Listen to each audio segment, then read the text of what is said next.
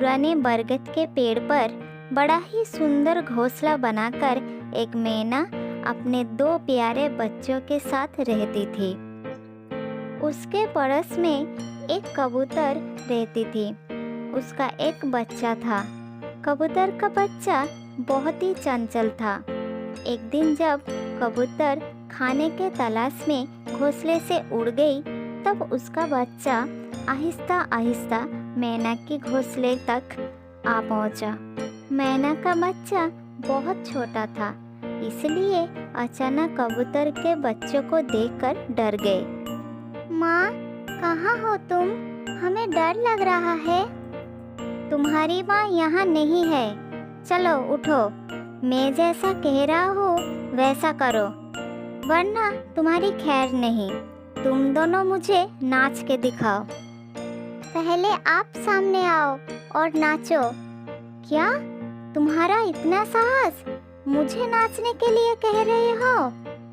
अरे ये बात नहीं है, दरअसल हमें नाचना नहीं आता। आप हमें नाच कर दिखाओ, तभी हम नाच पाएंगे।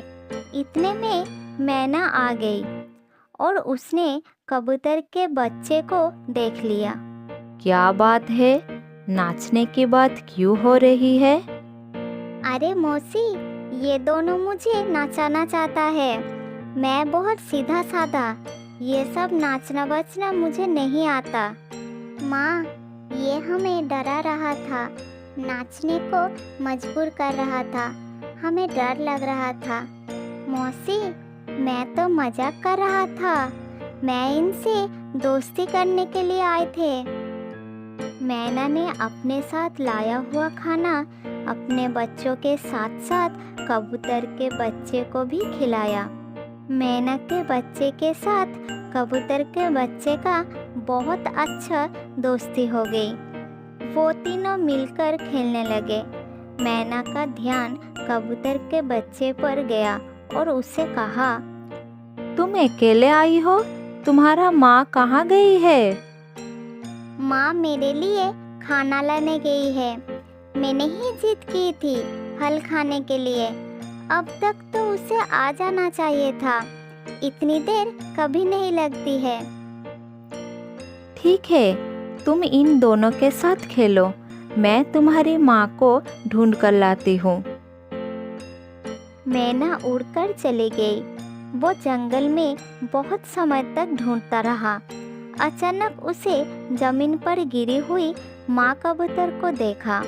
वो झट से कबूतर के पास पहुँच गई। कबूतर का मृत शरीर पड़ा था। कई घाव लगे थे। पास में कुछ फल बिखरे हुए थे, जिससे वो अपने बच्चे के लिए ले जाना चाहती थी।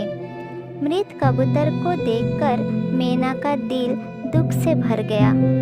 उसकी आंखों में आंसू भर आए। हे भगवान, प्यारे कबूतर का ऐसा हाल किसने किया? सवेरे ही तो हम मिले थे, बहुत खुश थी वो। उसने बड़े प्यार से मेरा हाल पूछा था। एक कौवा पास के पेड़ पर बैठा हुआ था। उसने मैना की बात सुन ली। फिर वो मैना के पास आई और कहा, अरे बहन, कबूतर को बाज ने मारा है। वो सबसे बड़ा जालिमबाज है। उसने बहुत पक्षियों की हत्या की है। मैना आंखों में आंसू लिए वहाँ से उड़कर चल पड़ी। कुछ देर बाद वो अपने घोंसले में लौट आई। कबूतर का बच्चा मैना के बच्चे के साथ खेल रहा था। मैना ध्यान से देखा कि कबूतर के बच्चे को चोट लगी हुई थी। तब मैना कहा, तुम्हें चोट कैसे लगी? मौसी, खेल खेल में फिसल गया था। माँ, इसकी कोई गलती नहीं थी। वो मुझे बचाते हुए फिसल गया। मैं बच गया और ये बेचारा जख्मी हो गया। मौसी, माँ कहाँ है? किसी पेड़ पर छिपी तो नहीं है ना? नहीं बेटा, वो छिपी नहीं है। वो बहुत दूर चली गई है, ऐसा लगता है।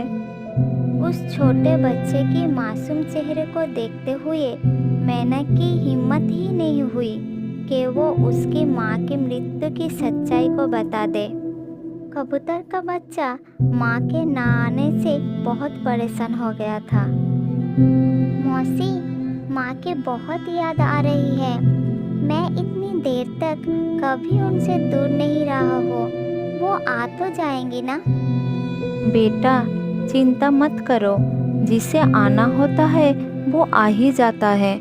और मैना आगे बोल नहीं पाई और रोने लगी। उस समय कौवा वहाँ आ गया और उसने सब कुछ बोल दिया। मैना बहन, कबूतर के बच्चे को बता दो कि उसके माँ मर चुकी है। मरने वाले कभी लौटकर वापस नहीं आते हैं। ऐसा मत कहो, मेरी माँ जिंदा है, वो लौटकर जरूर आएगी। अरे बेटा, मैंने तेरी माँ की लाश देखी है। मेरे साथ आ, तुझे भी दिखा दूंगा। वो जगह यहाँ से ज्यादा दूर नहीं है।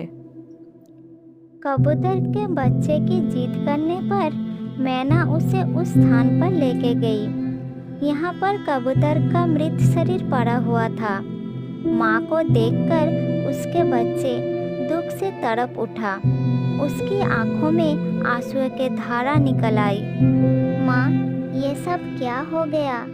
अब मैं किसे माँ कहकर पुकारूंगा? मुझे कौन प्यार करेगा?